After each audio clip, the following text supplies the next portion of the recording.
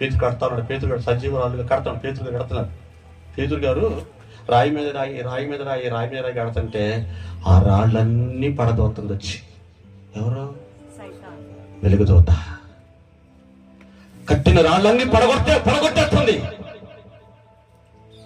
ఎలాగా? మనుజాస్తుల వలన, ఎలాగా? మనుషుల కోరికల వలన, ఎలాగా? దురాలోచనల వలన, ఎలాగా? ఆశల వలన నేనేం చేస్తున్నంట? పడగొట్టేస్తుందంట. అని అంటున్నాడు, మిగిలిన కాలము నువ్వు భయపడుట నేర్చుకోవాలి. నీకు ఇచ్చిన కాలం ఎంతమ్మా? ఈ మిగిలిన కాలంలో మొగుడుతో గొడవ, పిల్లలతో గొడవ, పక్కింటితో గొడవ, వాడితో గొడవ, వీళ్ళతో గొడవ, వాడితో గొడవ, వీళ్ళతో గొడవ, గొడవలు